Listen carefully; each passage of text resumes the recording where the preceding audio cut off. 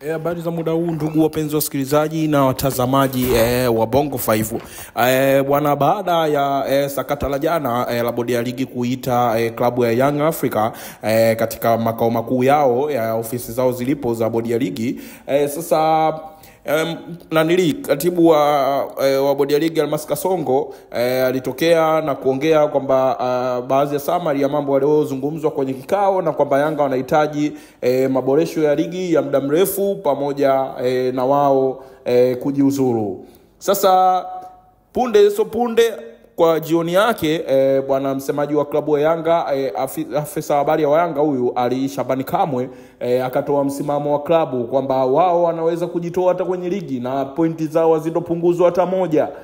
Kwa hiyo visipofanyika walivyoviomba, basi itakuwa ni ubaya zaidi, yani na mechi nyingine zote hawatocheza. Mbaya zaidi, Alikamwe aliongea kwamba ushindi wa msimu uliopita kombe la CRDB Cup FA, bwana, walishindwa kulipwa hela za bingwa ambaye bingwa alikuwa anachukua kiasi ni zaidi ya milioni 50 kuendelea.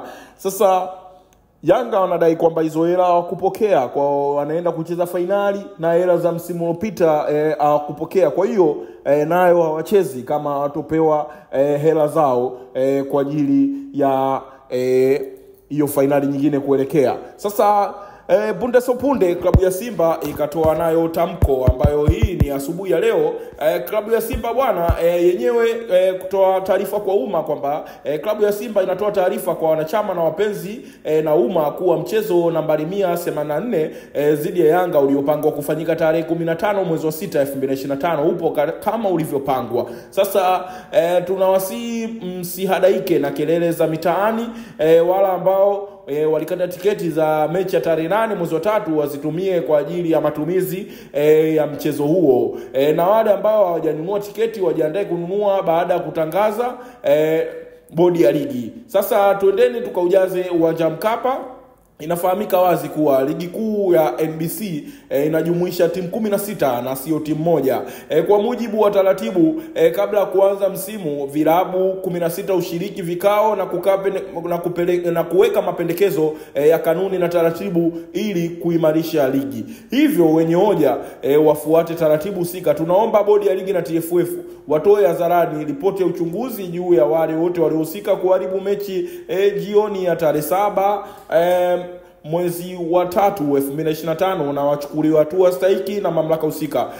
Kutotolewa kwa ripoti ya kutochukuliwa hatua na wanaoendelea kuchochea ghasia ni sawa na kuleta uharamia katika mpira, unatia dosari mafanikio yaliyopo katika tasnia ya mpira wa miguu nchini Tanzania kwa sasa. Ila ikumbukwe hii taarifa kwanza imetolewa na uongozi wa klabu ya Simba leo Juni 10, 2025. Ile ukumbukwe Simba wao ndo waliandika kwamba wanaomba taratibu zifuatwe, wakati wao waliandika barua kwamba kaigomea mechi bila kufuata taratibu yoyote na wakasapotiwa. Sasa hapa wanapoongea kwamba taratibu, yani watu kwamba taratibu zifuatwe, wakumbukwe wao ni wakosaji namba 1. Nje na hapo tunaangalia tena Simba anajaribu kulazimisha watu waende uwanjani. Sasa watu wanaendaje uwanjani na tiketi hazijauzwa na unasema za tarehe 8? Wakati tunakumbuka michezo ya Simba karibia mitatu, tukianza mechi na Almasi waliwaambia watu sijui robo wataingia bure, ila hakuna mtu anaoingia iliyokuwa free entry kwa wale ambao wakataga tiketi za mwanzo. Kwa hiyo ikawa kama wamepigwa chenga ya mwili. Ikaja tena mechi za finali kushinikiza watu kwamba mchezo unachezwa kwa Mkapa. Alafu kinachoendelea, mechi imehamishwa kwa Mkapa wakati wametoa taarifa kafu mapema, ila wao wakawa wanashinikiza watu wao kwamba wanunue tiketi pale. Na leo hii tunamwona huyu Simba anahangaika kwamba watu waendelee tena kukata tiketi kwa Mkapa, kwamba wao na bodi ya ligi watatangaza tiketi ili wakanunue kwa Mkapa. Hili jambo sio sahihi kwa upande wangu mimi. Kwa hiyo kwa kinachoendelea sasa, acha vita tuone itaishia wapi kati ya Yanga, Simba na hii TFF sasa na bodi ya ligi. Kwa hiyo Yanga inaonekana wachambuzi wengi wanaisupport Yanga kuonekana kwa sababu wanagusa kwenye mshono. Ndio maana unaona wahusika wote wanaanza kujitokeza ili kama kujitetea. Sasa asante sana, endelea kusikiliza Bongo 5. Ila mimi nasimama na msimamo, Yanga naona wako sahihi. Mpira wetu unabidi usimame.